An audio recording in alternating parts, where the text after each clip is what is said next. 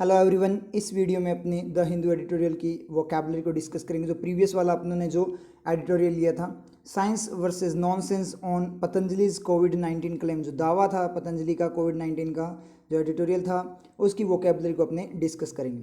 तो स्टार्ट करते हैं। फर्स्ट आपकी वोकैब आती है क्लैमर। जल्दी जल्दी मुझे इसका मीनिंग बताओ। लाइव प्रीमियर के अंदर, लाइव चैट के अंदर मुझे जल्दी जल्दी इसका मीनिंग बताओ। What is the meaning of clamour. अब चलते हैं इसकी कंप्लीट एनालिसिस पे। तो स्टार्ट करें। क्लैमर का मतलब होता है जोरदार मांग करना, शोर, कोलाहल, मतलब शोर शराबे को बोलते हैं। जोरदार मांग को भी क्या होता है, क्लैमर यूज़ होता है। मीनिंग देखिए, मैक लाउड डिमांड्स, मतलब बहुत ज़्यादा हाई लेवल की डिमांड्स क्या करना, डिमांड्स को मैक करना। सिनोनिम्स देखें यहाँ पे, नॉइज़ हो जाएगा, साउट हो जाएगा। साउट का मतलब चिल्लाना, नॉइज़ का मतलब शोर होता ही है। एंटोनिम्स देखें, साइलेंस, शांति, पीस, शांति। शांति की बात करें तो एंटोनिम बिल्कुल सही है आपका। यूजेस यहाँ पे देखें, the public clamoured for his appearance on the stage, मतलब कोई पर्सन उसकी अपीयरेंस के लिए पब्लिक ने क्या किया, क्लैमर किया, मतलब जोरदार डिमांड की, मतलब कि उस पर्सन को क्या किया जाए, स्टेज पे लाया जाए, या फिर जो वो आया तो उसकी बहुत ज़्यादा हुटिंग की, तो उसको भी अपने क्लैमर बोल देंगे, मतलब बहुत ज़ोर शोर से उसका स्वागत किया। एडिटोरियल में देखें, both mass anxiety and A clamour for, किसी चीज़ के लिए जो क्लैमर, जो आपकी मांग है, और जो मास एंग्जाइटी है, मास का मतलब बहुत ज़्यादा जो एंग्जाइटी बनी हुई, बेचैनी बनी हुई है, किसकी, पैनिकिया के लिए हुआ था ना ये आपका, मतलब एक मेडिसिन वगैरह के लिए बात हो रही है। क्लेमर जो हो रहा है किसका, लोगों की तरफ से, किसके लिए, कोविड-19 की मेडिसिन के लिए। कंप्लीट बात देखनी है तो आपको क्या करना पड़ेगा, एडिटोरियल में जाना पड़ेगा, गो थ्रू करना पड़ेगा वहाँ पे। ये क्लैमर मैंने बोल्ड, ये ओनली मैंने पूरा कंप्लीट सेंटेंस नहीं रखा यहाँ पे, मैंने सिर्फ ये इंडिकेट किया है कि एडिटोरियल में ये कहाँ पे मिलेगा आपको, और उसकी वर्किंग वगैरह अगर आपको देखनी है किस तरह से यूज़ हुआ है, तो आपको एडिटोरियल में उस सेंटेंस को गो थ्रू करना पड़ेगा। हाईलाइटेड फॉर्म में आपको वो मिल जाएगा। अब चलते हैं इसके पिक्चर एनालिसिस पे। तो पिक्चर यहाँ पे देखो क्या आ रही है कि कोई पर्सन है, वो ज़ोर ज़ोर से क्या कर रहा है, मतलब चिल्ला रहा है, एक टाइप से साउट कर रहा है, ठीक है। मतलब क्या कर रहा है, क्लैमर कर रहा है, कोलाहल कर रहा है, या तो डिमांड कर रहा होगा, या फिर मान लीजिए चिल्ला रहा है, तो उसको क्या बोल रहे हैं, क्लैमर। यहाँ पे ये आपका यूज़ हो गया। अब आपको यूज़ करना है कि सर हम कैसे यूज़ करेंगे, घर पे आपको कैसे यूज़ करना है। जैसे मान ली शोर शराबा ज़्यादा हो जाए घर पे, तो क्या वो क्लैमरिंग चल रही है, या फिर अपने जो फ्रेंड्स वगैरह या फिर फैमिलियन के अंदर आप ऐसे बोल सकते हो, जैसे ज़्यादा चिल्ला चिल्ला कर बोलते हो, तो होता ही रहता है ये चीज़ें। तो क्लैमर क्यों कर रहे हो आप। और जैसे बाहर शोर शराबा सुनाई दे आपको, कहीं स्ट्रीट वगैरह, गली वगैरह के अंदर आपको, कि क्लैमरिंग किस चीज़ की हो रही है, इस तरीके से आप इस क्लैमर को यूज़ कर सकते हो। और जैसे डिमांड की फॉर्म में बात करें तो क्लैमरिंग आप यूज़ कर ही सकते हो। डिमांड की फॉर्म में तो अपने करते हैं। जैसे मान लीजिए अभी जॉब की अपने को क्या है, बहुत ज़्यादा डिमांड है, इसलिए अपने को क्या करना चाहिए, क्लैमर करना चाहिए, गवर्नमेंट के सामने क्लैमर करना चाहिए कि हमारी डिमांड पूरी की जाए। इस तरीके से आपका यूज़ हो जाएगा। नेक्स्ट वोकेब में चलते हैं। नेक्स्ट आपकी आती है पैनेसिया। पैनेसिया, जल्दी जल्दी मुझे इसका मीनिंग बताओ। What is the meaning of Panacea. तो चलते हैं इसके कंप्लीट एनालिसिस पे। तो एनालिसिस में बात करें, रामबाण दवा, मतलब रामबाण बोलते हैं, रामबाण मतलब हर चीज़ का सॉल्यूशन, उसको बोलते हैं रामबाण। रामबाण दवा, सर्व रोग हारी, सर्व रोग का मतलब सारे के सारे रोग का हरण करने वाली, हारी, दुख हरण औषधि, दुख को हरण करने वाली औषधि, पैनेसिया बोलते हैं। मीनिंग देखें, रेमेडी फॉर ऑल डिजीजेज, सभी डिजीजेज के लिए रेमेडी, मतलब उसका अपने बात करें बचाव वगैरह, उससे जो रेमेडी होती है, मतलब डिजीज़ को ख़त्म करने वाली। सिनोनिम्स देखें, यूनिवर्सल क्योर, मतलब इलाज आपका यूनिवर्सल वे में। हील ऑल, सभी को हील कर देना। हील का मतलब क्या होता है, स्वस्थ, सही कर देना, मतलब किसी को ठीक करना, हील ऑल। एंटोनिम्स आप डिजीज़ बोल सकते हो, पैनेसिया का आप डिजीज़ बोल सकते हो। एक तो क्या हीलिंग वगैरह, और एक क्या है डिजीज़, आपका इसका एंटोनिम बोल सकते हो। यूजेज यहाँ पे देखें, exercising is almost a universal Panacea, जो आपका एक्सरसाइजिंग, एक्सरसाइज करना क्या है, लगभग क्या है कि यूनिवर्सल पैनेसिया, मतलब हर रोग की दवा है एक्सरसाइज करना। जैसे मॉर्निंग वॉक वगैरह, जो एक्सरसाइज वगैरह बॉडी फिट करने के लिए, जो योगा वगैरह, ठीक है, योगा वगैरह है, उसको आप बोल सकते हो कि वो क्या एक पैनेसिया है यूनिवर्सल वे में, जो क्या कर सकता है, आपके सारे रोग हर सकता है। एडिटोरियल में बात करें, एक क्लैमर फॉर पैनेसिया, बात हो रही क्लैमर, क्लैमर का मतलब जो डिमांड हुई थी बहुत ज़्यादा फॉर्म में, किसके लिए, पैनेसिया के लिए। ये आपको सेंटेंस मिल जाएगा एडिटोरियल में। चलते हैं इसके पिक्चर एनालिसिस पे। तो स्टार्ट करें। पिक्चर आती है आपकी, पैनेसिया लिख कर आया है यहाँ पे, इसने दे रखा है क्योर्स, क्योरिंग की फॉर्म में, मतलब इलाज वगैरह की तरह। बॉल्डनेस का मतलब गंजेपन को सही कर देता है। ब्रोकन हार्ट्स, टूटे हुए दिलों को जोड़ देता है, ठीक है, टूटे हुए दिल सही कर देता है। द कॉमन कोल्ड, मतलब एक ही दवा से सारी चीज़ें। कॉमन कोल्ड का मतलब जुकाम वगैरह, मैलेज, कोई बीमारी वगैरह, ये सारी की सारी चीज़ें, एंग्जाइटी, बेचैनी वगैरह, मतलब हर चीज़ की दवा है, क्या है ये, पैनेसिया। समझ में आई चीज़? हर चीज़ की दवा है, हर रोग की दवा, इसका मतलब क्या है? पैनेशिया। हर रोग की दवा क्या होती है? वो क्या होता है? पैनेशिया होता है। यूज़ करेंगे तो यूज़ तो आप कर ही लोगे कि मुझे क्या करना है, बहुत ज़्यादा टेंशन हो रही है तो मुझे कोई ऐसी पैनेशिया मिल जाए कि मुझे मेरा कोई भी दुख हो वो ना रहे, मेरे सारे दुख दर्द दूर हो जाए, ऐसा पैनेशिया। तो अपने लिए अब अपने इस सिचुएशन में बात करें तो सबसे बड़ा पैनेशिया अपने लिए क्या है? जॉब। सबसे बड़ा पैनेशिया अपने लिए क्या है? अभी फिलहाल अपनी बात करें, इस present moment of the time पे बात करें अपने, तो अपने लिए जो अपने बात करें सबसे बड़ा जो पेनिशिया, रामबाण औषधि जो पेनिशिया है वो क्या है? जॉब अपनी क्या है? पेनिशिया। तो अपने क्या बोलेंगे कि अभी जॉब मेरे लिए क्या है? पेनिशिया है। ये आपके याद हो जाएगा। समझ में आया? चलते हैं नेक्स्ट वोकेब पे। जल्दी से मुझे इसका मीनिंग बताओ। What is the meaning of Garner? जल्दी जल्दी इसका मीनिंग बताओ। गार्नर का मीनिंग क्या होता है? चलते हैं इसके कंप्लीट एनालिसिस पे। एनालिसिस में स्टार्ट करें तो एकत्र करना, एकत्र का मतलब इकट्ठा करना, संग्रह करना मतलब इकट्ठा, कलेक्शन वगैरह की बात कर रहे हैं।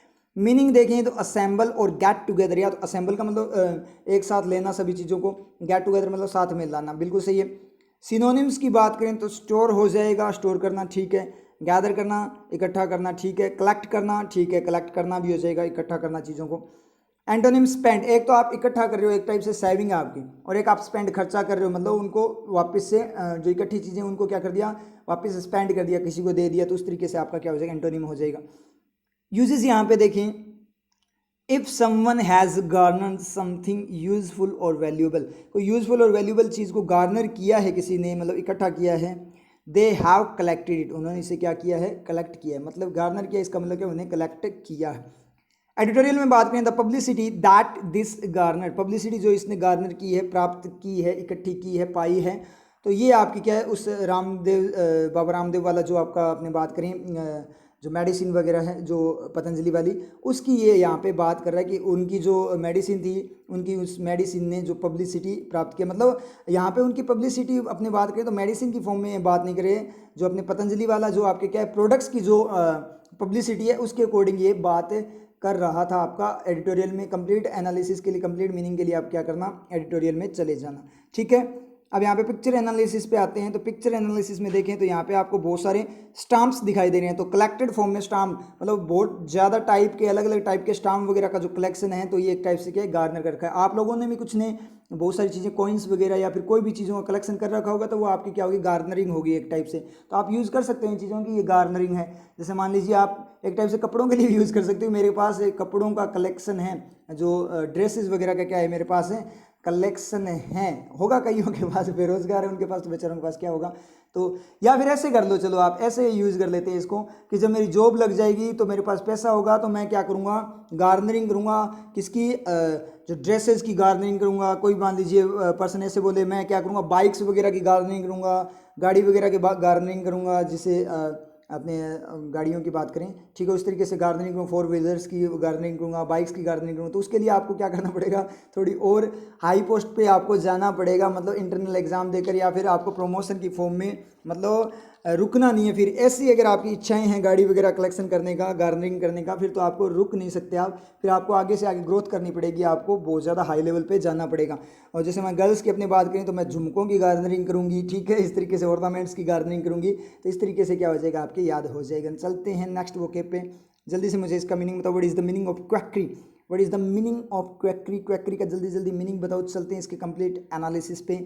तो एनालिसिस में बात करें, क्वैकरी नीम हकीमी को बोलते हैं। नीम हकीमी का मतलब अपने मीनिंग यहाँ देख लेते हैं, ये हिंदी में है। मीनिंग देखो, मेडिकल प्रैक्टिस एंड एडवाइस, कोई मेडिकल फॉर्म में प्रैक्टिस या एडवाइस बेस्ड ऑन ऑब्जर्वेशन, जो ऑब्जर्वेशन पे बेस्ड हो, मतलब निरीक्षण पे बेस्ड हो, एंड एक्सपीरियंस, और एक्सपीरियंस पे, in ignorance of scientific findings, scientific way में जो फाइंडिंग खोज वगैरह उसकी इग्नोरेंस, मतलब उसको ना ध्यान में रखते हुए एक्सपेरिमेंट्स, एक्सपीरियंस और ऑब्जर्वेशन की फॉर्म में जो मेडिकल प्रैक्टिस है, जैसे झाड़ फूंक हो जाएगा, इसके अंदर आपका झाड़ फूंक वगैरह ये सारी चीज़ें आ जाती है। जैसे मान लीजिए नॉर्मल वे में जैसे देसी नुस्खे आ गए आपके, ये सारी की सारी चीज़ें इसमें आ जाती है नीम हकीमी के, जिसकी साइंटिफिक फाइंडिंग ना हो, उस तरीके से ये बात कर रहे हैं। सिनोनिम्स की बात करें तो ट्रिकी हो जाएगा, ट्रिक की फॉर्म में, ट्रिक यूज़ करना एक टाइप से। डिसऑनेस्टी, ईमानदार ना होना भी आपका हो सकता है। अनरियल फॉर्म में होना, मतलब एक टाइप से जब तक उसकी फाइंडिंग, उसकी रिसर्च नहीं हुई है, तो एक टाइप से वो अनरियल ही लगती है। एंटोनिम्स, रियलिटी है ही आपका, ऑनेस्टी आपका हो जाएगा।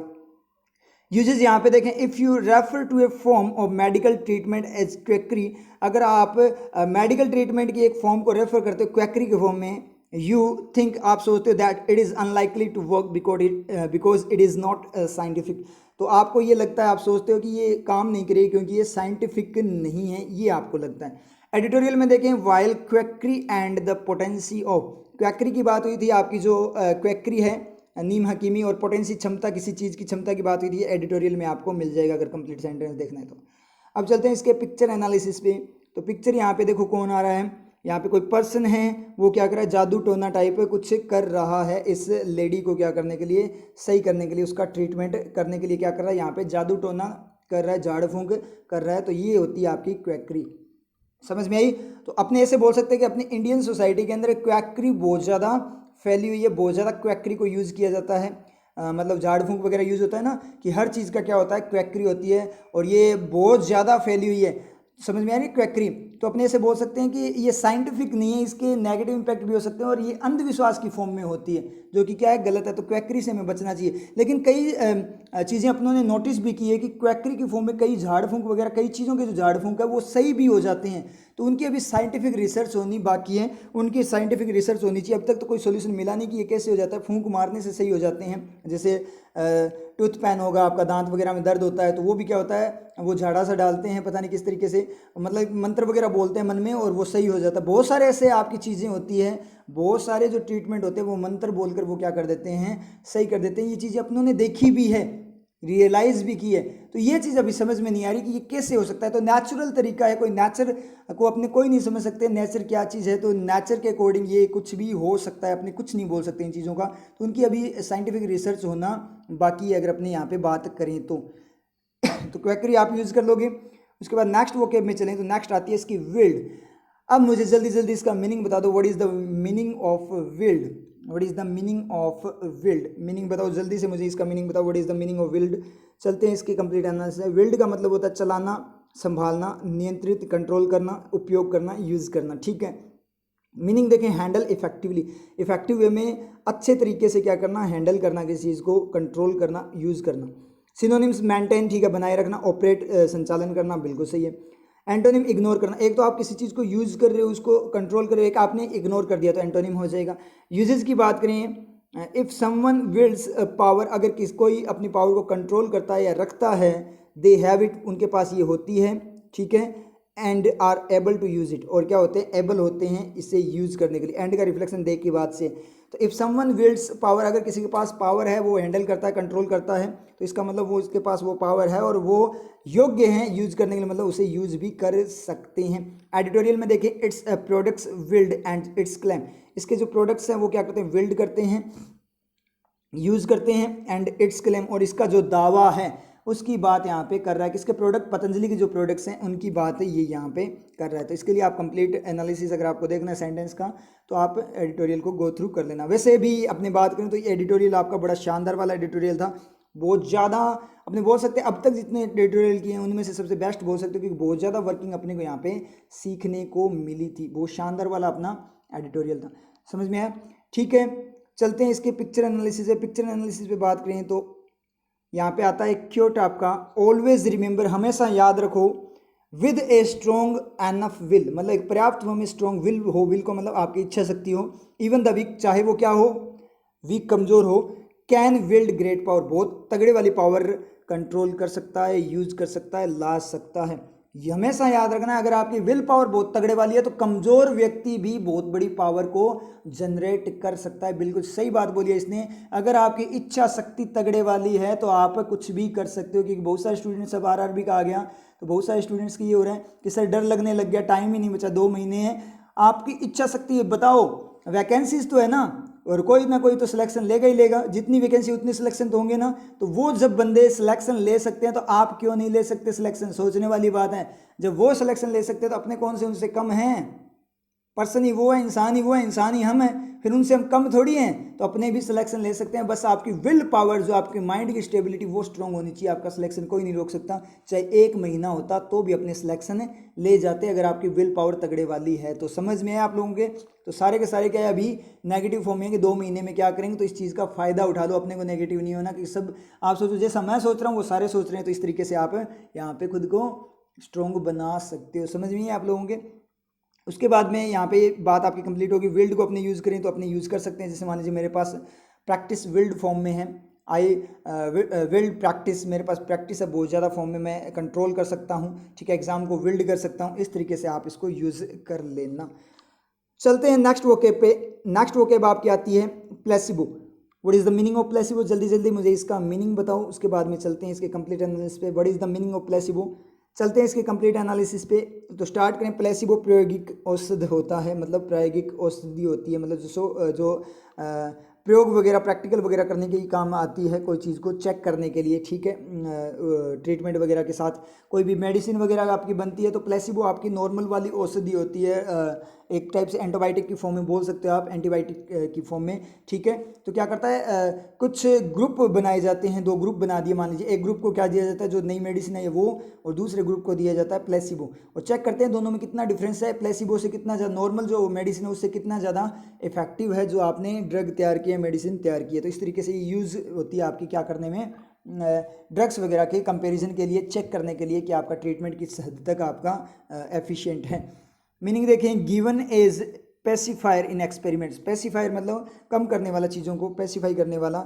इन experiments on the efficacy of a drug, किसके, ड्रग की एफिकेसी पे, जो क्षमता है उसके ऊपर, ठीक है, कितनी हद तक वो पेसिफाई कर सकता है उसको। सिनोनिम देखें तो टेस्ट सब्सटेंस आपका हो सकता है। टेस्ट सब्सटेंस का मतलब जो कोई सब्सटेंस आपका कोई होता है, आपका पदार्थ कैसा, टेस्ट करने वाला, टेस्टिंग वाला जो आपका सब्सटेंस है, इस तरीके से। एंटोनिम क्या लेंगे, इसका कोई एंटोनिम मुझे तो लगता नहीं है, फिर भी अगर देखें तो फैक मेडिसिन बोल सकते हो आप, इसका एंटोनिम फैक मेडिसिन बोल सकते हो। यूजेस में देखें, placebos are used when testing new drugs. नई ड्रग्स की जो टेस्टिंग होती है उस टाइम पे क्या होता है, प्लेसिबोज आपके यूज़ किए जाते हैं। बिल्कुल सही है। एडिटोरियल में देखें, अनदर 50 वर एडमिनिस्ट्रेड ए प्लेसिबो, उनको 50 जो अदर लोग थे उनको क्या दिया गया, प्लेसिबो दिया गया था। ये आपका एडिटोरियल में था, एडिटोरियल आप चेक कर लेना कंप्लीट एनालिसिस के लिए। इसके पिक्चर यहाँ पे देखें क्या आती है, यहाँ पे कुछ मेडिसिन वगैरह आती है यहाँ पे, ठीक है, प्लेसिबोज हैं, लिखा हुआ भी है प्लेसिबो, इनके ऊपर नाम लिखा हुआ है, प्लेसिबो लिखा हुआ है, तो ये प्लेसिबो मेडिसिन वगैरह है। तो प्लेसिबो को यूज़ करना हो तो आप ऐसे यूज़ कर लेना कि अभी कोविड-19 के लिए जितनी भी मेडिसिन वगैरह, घर वालों को बताना कि कोविड-19 के लिए ना जितनी भी मेडिसिन वगैरह का रिसर्च चल रही है, मेडिसिन तैयार की जा रही है, लैब वगैरह में एक्सपेरिमेंट चल रहा है, तो उसके साथ प्लेसिबो को यूज़ किया जाता है चेक करने। घर वाले बोले प्लेसिबो क्या होता है, तो आप बता देना कि प्लेसिबो क्या होता है, कि जब भी कोई न्यू ड्रग को टेस्ट करना होता है तो प्लेसिबो भी रखी जाती है, जो वॉलंटियर वगैरह होते हैं उन पे यूज़ करके देखते हैं कि उस प्लेसिबो के कंपैरिजन में उस मेडिसिन का इफेक्ट कितने परसेंटेज ज़्यादा है। इस तरीके से चेकिंग के काम आती है, उसको प्लेसिबो बोलते हैं। इस तरीके से आपके याद हो जाए, घर वालों को भी जनरल अवेयरनेस हो जाएगी, नई चीज़ उनको पता लगेगी। समझ में आ रही है चीज़? आगे चलें, नेक्स्ट वोकेब आपकी आती है subversion. What is the meaning of subversion? जल्दी जल्दी मुझे इसका मीनिंग बताओ, what is the meaning of subversion. चलते हैं इसके कंप्लीट एनालिसिस पे, स्टार्ट करें। भ्रष्टकारिता मतलब भ्रष्टाचार वगैरह से रिलेटेड है, आपका करप्टेड पर्सन को बोलता है। उल्टा उल्टा करना, क्षय खराब करना, नाश खराब करना, खत्म करना। Meaning destroying someone's honesty and loyalty, वफादारी और ईमानदारी को क्या करना, डिस्ट्रॉय करना। किसी चीज़ की भी हो सकती है, किसी पर्सन की भी हो सकती है, मतलब उसकी जो वैल्यू है उसको ख़राब करना, उसके ऊपर नेगेटिव इफेक्ट करना, मतलब उसको क्या करना, एक टाइप से बदनाम करना बोल सकते हो। डिस्ट्रक्शन बिल्कुल से ये खराब करना। इंसरेक्शन का मतलब विद्रोह करना, बगावत करना, ऑपोजिशन करना, तो विद्रोह करना मतलब उसको बदनाम करना। एंटोनिम्स, प्रोग्रेसिव मतलब उन्नति करने वाला। एक तो क्या है, भ्रष्टकारिता मतलब खत्म करने वाला, एक उन्नति टाइप की कोई चीज़, मतलब प्रोग्रेसिव करना मतलब कोई चीज़ बढ़ती हुई, ठीक है। यूजेस देखें, subversion is the attempt to weaken or destroy a political system or a government. Subversion आपका क्या होता है, अटेम्प्ट होता है, कोशिश होती है किसी पॉलिटिकल सिस्टम या गवर्नमेंट को डिस्ट्रॉय या कमज़ोर करने का, उसके लिए भी आपका सबवर्जन यूज़ होता है, ठीक है। ये यूजेस है सबवर्जन, उसके लिए भी यूज़ होता है, अपने विद्रोह वगैरह करने उसके लिए भी यूज़ होता है, तो बहुत सारा यूज़ होता है। तो सबवर्जन मतलब यहाँ पे विद्रोह को बता रहा है जो गवर्नमेंट के खिलाफ है। एडिटोरियल में देखें, subversion of the scientific process. Scientific process की यहाँ पे क्या की गई, उसका अपोज किया गया है, मतलब एक टाइप से उसका विद्रोह किया गया है। जो बात हुई थी, जिस तरीके से मेडिसिन वगैरह तैयार की जा रही है उस वे में आपको देखना है, तो कंप्लीट बात देखनी है तो आप एडिटोरियल को गो थ्रू कर लेना, वहाँ पे हाईलाइटेड मिल जाएगा आपको सबवर्जन। चलते हैं इसके पिक्चर एनालिसिस पे। पिक्चर यहाँ पे आती है, कोई पर्सन है, देखो इसमें क्या हो रहा है कि ये एक टाइप से मतलब नॉर्मल एनिमेशन है GIF की फॉर्म में। यहाँ पे देखें कोई पर्सन, देखो उसके अंदर क्या कलर वगैरह चेंज हो रहे हैं, मतलब ब्रस्ट फॉर्म को दिखा रहा है कि मतलब उस बंदे में कुछ समझ नहीं आ रहा, उस पर्सन को अपने समझ नहीं पा रहे, उसके अंदर बहुत ज़्यादा कलर कॉम्बिनेशन आ गया। मतलब अगर अपने डायरेक्ट फॉर्म में देखें तो मतलब ब्रस्ट फॉर्म में देख सकते हो, मतलब या तो वो पर्सन क्या ना सोचकर डिस्ट्रक्टेड फॉर्म में है, या वो क्या है ब्रस्ट है, क्योंकि उसका कुछ समझ में नहीं आ रहा कि उस पर्सन की रियलिटी पता नहीं लग रही। ठीक है, तो इसका मतलब ये यहाँ पे इस तरीके से इसने यूज़ किया। सबवर्जन यूज कर ही सकते हो आप कि हमें जैसे मान लीजिए ऑपोजिशन पार्टीज क्या करती है, सबवर्जन करती है, दूसरी जो गवर्नमेंट होती है जो रूलिंग में होती है उसका क्या करती है, सबवर्जन करती है, भ्रष्टकारिता। आजकल क्या है हर जगह क्या है, सबवर्जन फैला हुआ है, हर जगह अपने देखें तो सबवर्जन। और ऐसे ही बोल सकते हो कि जहाँ पावर होती है वहाँ पे सबवर्जन होता है, मतलब जहाँ पे पावर होती है किसी के पास वहाँ सबवर्जन भी होता है। इस तरीके से आप यूज़ कर सकते हो। आगे बात करेंगे तो टाउट आपका आता है। Taut, what is the meaning of taut? जल्दी जल्दी मुझे इसका मीनिंग बताओ, what is the meaning of taut. चलते हैं इसके कंप्लीट एनालिसिस पे। टाउट का मतलब होता है जोर शोर से प्रचार करना, जोर शोर से प्रचार करना, बिल्कुल सही है। टाउट आपका जोर शोर से प्रचार करना। मीनिंग देखें, एडवर्टाइज इन स्ट्रांगली पॉजिटिव टर्म्स, एडवर्टाइज करना स्ट्रांगली पॉजिटिव टर्म्स में, एडवर्टाइजमेंट वगैरह करना, किसी का प्रचार प्रसार करना। सिनोनिम्स, प्रोमोट आपका प्रचार प्रसार, एंडोर्स का मतलब समर्थन करना, बिल्कुल सी एंडोर्समेंट वगैरह की जाती है ना, कोई भी विज्ञापन वगैरह एंडोर्समेंट होता है उसको बोलते हैं, तो वो होता है आपका स्पोर्ट होता है आपका किसी का सहयोग करना। एंटोनिम, ब्लेम करना, कंडेम, कंडेम का मतलब क्या है, विरोध करना आपका, बिल्कुल सही है। निंदा करना, कंडेम का मतलब निंदा करना। एक तो आप प्रचार प्रसार कर रहे हो, एक आप उस पर दोष लगा रहे हो, उसकी निंदा कर रहे हो, अपोजिट हो जाएगा। इफ समवन टाउट्स समथिंग, किसी चीज़ का अगर वो प्रचार प्रसार करता है, they try to sell it और convince people that it is good, वो क्या करते हैं, या तो क्या करते हैं इसे बेचने की कोशिश करते हैं, या फिर लोगों को कन्विंस करते हैं ये चीज़ अच्छी है। प्रचार प्रसार करना किसी भी चीज़ का, मान लीजिए अपने किसी भी वे में बात कर सकते हैं प्रचार प्रसार, जैसे मान लीजिए कोई अच्छी कोचिंग है तो उसका प्रचार प्रसार करना, या फिर चैनल का प्रचार प्रसार करना, कोई भी चैनल का, समझ पा रहे हो ना चीज़ को। तो मतलब टाउट। अब आपके क्या होना चाहिए कि आज से हम सर के चैनल को क्या करेंगे, टाउट करेंगे। ये याद हो जाएगा आपके, समझ में आई चीज़। अब ये तो आपका फिक्स ही हो गया, याद ही हो जाएगा कि आज से हम सर के चैनल को क्या करेंगे, टाउट करेंगे। तो अब से ये नहीं बोलेंगे, देखो ये भी बोलेंगे कि शेयर करेंगे और साथ ही बोलेंगे टाउट करेंगे, शेयर करेंगे टाउट करेंगे, टाउट करेंगे मतलब प्रचार प्रसार करेंगे। इस तरीके से समझ में आए, इस तरीके से आप इसको यूज़ कर सकते हो। और प्रचार प्रसार क्यों करोगे, ताकि दूसरे जो लोग हैं उनको भी अगर बेनिफिट हो जाए, क्या पता, समझ में, बेनिफिट उनको भी हो सकता है। ठीक है, तो इस तरीके से। तो यहाँ पे अपने बात करें एडिटोरियल में, when hydroxychloroquine was being touted, उसका प्रचार प्रसार किया एज मतलब एक ट्रीटमेंट की फॉर्म में उसका प्रचार प्रसार किया गया था। तो एडिटोरियल देख लेना कंप्लीट सेंटेंस के लिए। पिक्चर एनालिसिस में आए तो पिक्चर एनालिसिस में यहाँ पे आपका आता है सिमिलर वर्ड्स फॉर टाउट। तो सिमिलर वर्ड्स हो गए, प्रोमोट हो गया, प्रेज हो गया, बूस्ट हो गया, पब्लिसाइज हो गया, बोस्ट हो गया, बढ़ाना हर चीज़ को, पुश करना, प्लग करना, टाउट, टिप्स, वॉन्ट, ये सारे के सारे प्रचार प्रसार से ही रिलेटेड होते हैं। सारे के सारे क्या है इसके सिनोनिम है। यूज़ कैसे करोगे, यूज़ करना आपको आ गया ना कि सर के चैनल को क्या करना है, टाउट करना है, प्रचार प्रसार करना है, टाउट करना है। कोई भी चीज़ आपकी पॉजिटिव चीज़ें उनका क्या करना है, टाउट। कोई भी पर्सन मान लीजिए एक पॉजिटिव स्टेप लेकर आ रहा है, पॉजिटिव वे में आपको अवेयर कर रहा है, तो उस पर्सन का क्या करना है, टाउट करना है। जैसे मान लीजिए कोई लीडर वगैरह है, कोई बहुत अच्छा लीडर है जो आपके लिए लड़ रहा है, मान लीजिए जो मान लीजिए गवर्नमेंट से लड़ रहा है, बहुत सारे लीडर होते हैं जो लड़ते हैं गवर्नमेंट से कि है ना ये चीज़ें हैं, ये मांग है, पब्लिक यूथ पे ध्यान दो, इस तरीके से, तो उनको क्या करना है, टाउट करना है। इस तरीके से अपने टाउट का यूज़ कर लेंगे। आगे चलें तो आपका आता है ऑप्रोब्रियम। नेक्स्ट वोकेब आपकी आती है ऑप्रोब्रियम। जल्दी जल्दी मुझे बता दो what is the meaning of ऑप्रोब्रियम। चलते हैं इसके कंप्लीट एनालिसिस पे। ऑप्रोब्रियम, ऑप्रोब्रियम कलंक। ऑप्रोब्रियम का मतलब क्या होता है, कलंक, अपयश, अपयश का मतलब कीर्ति कम हो जाना, किसी का यश कम हो जाना, नेगेटिव थॉट्स आ जाना उसके लिए, फेमस नेगेटिव वे में हो जाना, तिरस्कार, अपमान, अकीर्ति मतलब यश ना कमा पाना, नाम ना कमा पाना, अकीर्ति का मतलब नेगेटिव नाम हो जाना, अपमान, निंदा, सबको बताता है आपका ऑप्रोब्रियम। अब देखो ओप्रोब्रियम, ओपरी होती है ना एक ओपरी, ओपरी का जो हस्बैंड है वो कौन होता है, ओपरा होता है। ठीक है, तो ओपरी का हस्बैंड ओपरा मतलब ओप्रोब्रियम, ओप्रोब्रियम मतलब ओपरा टाइप की चीज़ क्या होती है, एक टाइप से अपनी बात करें तो कलंक ही होता है। ओपरी ओपरा होता है, वो क्या होता है, कलंक होता है। तो उस तरीके से आप याद करना चाहो तो कर सकते हो, ओप्रोब्रियम, ठीक है। तो मतलब क्या है, कलंक। तो आपका ये यहाँ पे मीनिंग आ जाएगा। मीनिंग अपने बारे में, स्टेट ऑफ एक्सट्रीम डिसऑनर, मतलब बहुत ज़्यादा बेइज्जती, डिसऑनर, अपयश की स्टेट, अवस्था को बताता है। क्रिटिसिज्म, आलोचना, ठीक है, सिनोनिम। कंडेमनेशन, दोष वगैरह लगाना, निंदा करना, बिल्कुल सही है। एंटोनिम, प्रेज हो गया आपका एक तो एंटोनिम, प्रेज, प्रेज का मतलब बड़ाई करना। अप्रूवल, अप्रूवल देना किसी चीज़ को, मतलब मानना, उस चीज़ को अप्रूव करना। सम्मति, सहमति वगैरह को दिखाना। अप्रूवल आपका क्या होता है, सहमति वगैरह उससे दिखाना, बिल्कुल सही है। और एक आप उसकी निंदा कर रहे हो, अपोजिट हो जाएगा।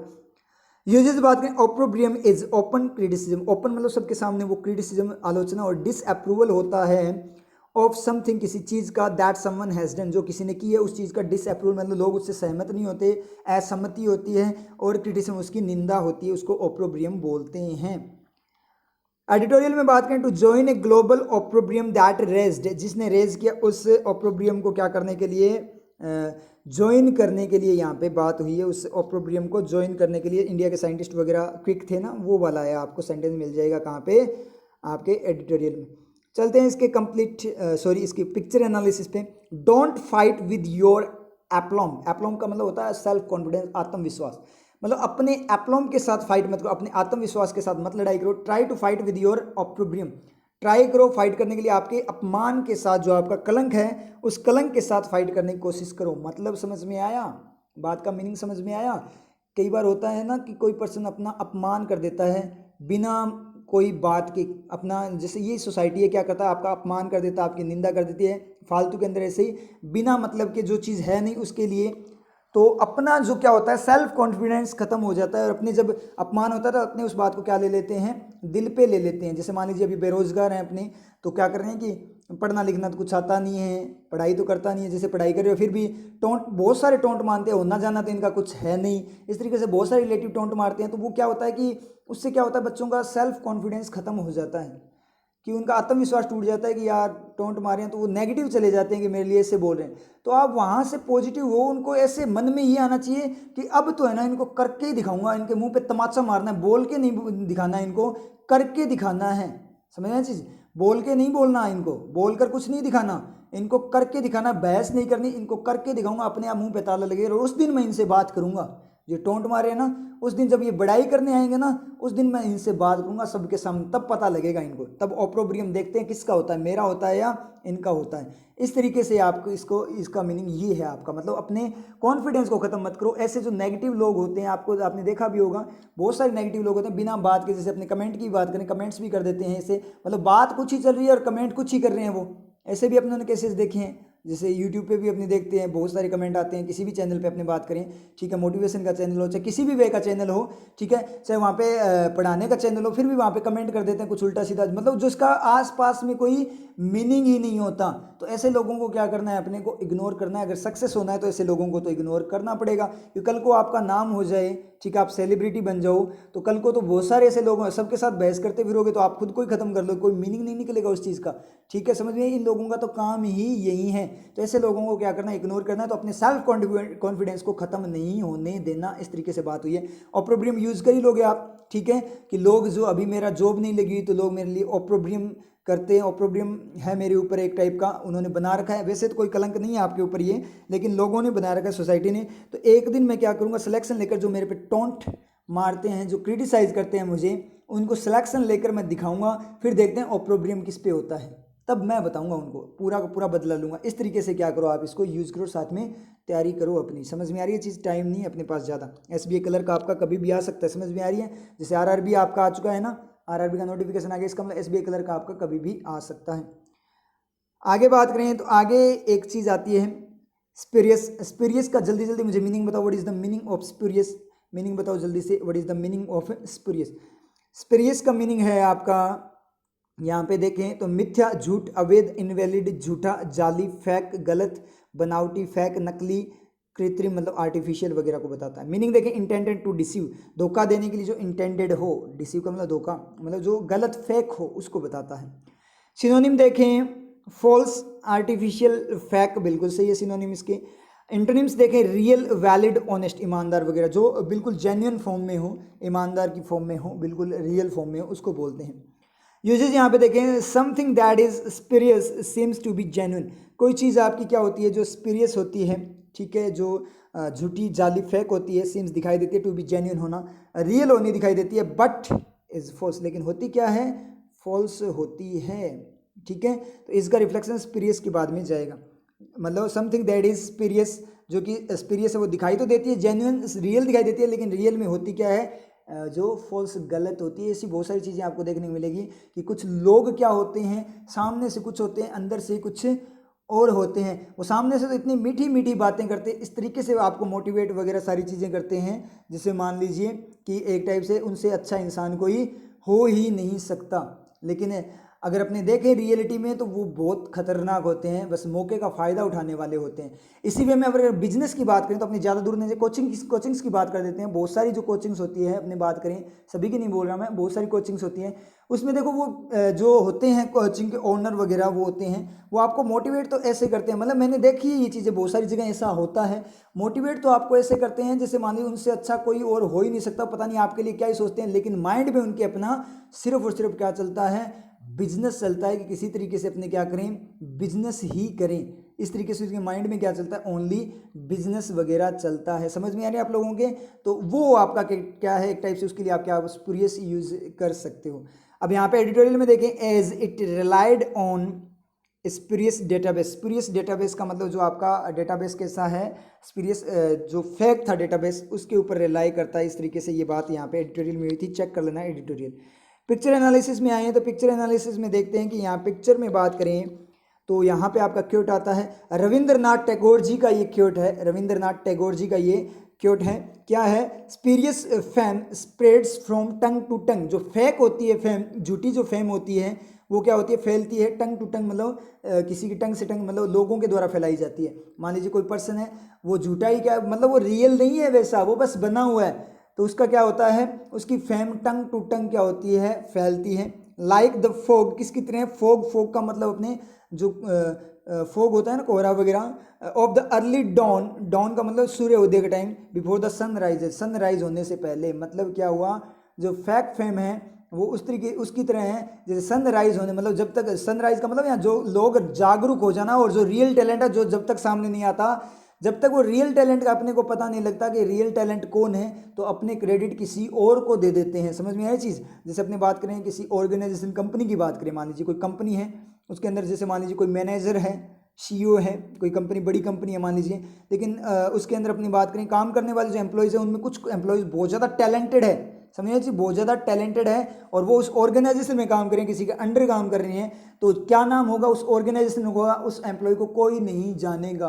तो वो एक टाइप का फोग है। लेकिन जिस दिन वो एम्प्लॉय अपने बलबूते पे सामने आता है, खुद सेल्फ डिपेंडेंट फॉर्म में सामने आता है, खुद से कुछ इंसेंटिव तैयार करता है, तब वो पर्सन अपने सामने आता है। समझ में आई? तब अपने को पता लगता है कि रियल में जो मेन जो लीडर थे, जिनको अपने लीडर मान रहे थे, जो ओनर थे उस कंपनी के, ठीक है, वो रियल में कुछ नहीं थे, रियल में जो था वो बंदा था। ये अपनों ने एग्जांपल बहुत जगह देखे हैं, बहुत तगड़े तगड़े टैलेंटेड पर्सन होते हैं, वो कंपनीज में काम करके फिर खुद की कंपनीज स्टार्ट करते हैं। ऐसे बहुत सारे अपने पास एग्जांपल आएंगे, जैसे पेटीएम ओनर वगैरह अपने बात करें, अनअकैडमी वाला जो ओनर है उनकी बात करें, तो वो जितने भी ओनर्स वगैरह है जो हाई लेवल के हैं, वो पहले किसी ना किसी कंपनीज वगैरह में वर्क करते थे, और फिर बाद में उन्होंने खुद का इंसेंटिव तैयार किया था, खुद की जो अपने बात करें कंपनीज वगैरह, जो उन्होंने सेल्फ जो अपना प्लेटफॉर्म तैयार किया था, तब अपने को पता लगा था कि रियल में सीरियसली अपनी बात करें टैलेंट वो था। तो इसका लाइव एग्जांपल अगर मैं आपको बता दूं तो इसका लाइव एग्जांपल है स्टीव जॉब्स।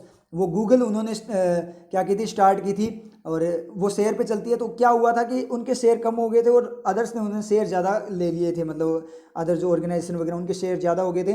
तो सॉरी गूगल नहीं, Apple, sorry Apple, Steve jobs Apple है, एप्पल, ठीक है, सॉरी एप्पल है, उन्होंने अपने दम पे उन्होंने स्टार्ट किया था एप्पल को। तो उसमें क्या हुआ था, उन्होंने क्या किया था, जब उनका एक फंडा था, वो जिसको बोलते थे इंजीनियर वगैरह जो भी थे उनको बोलते थे इस तरीके से अपनी चीज़ करेंगे, जो इम्पॉसिबल लगती थी वो चीज़ करने के लिए बोलते थे। कि जैसे मान लीजिए पहले बड़े बड़े कंप्यूटर आते थे कि इनको छोटा बनाएंगे, मोबाइल की बात हुई थी कि बिल्कुल छोटा सा अपनी हथेली में आ जाए, इतना छोटा बना देंगे। तो उन्होंने बोला ये तो पॉसिबल ही नहीं है, क्योंकि पहले कंप्यूटर बहुत बड़े होते थे।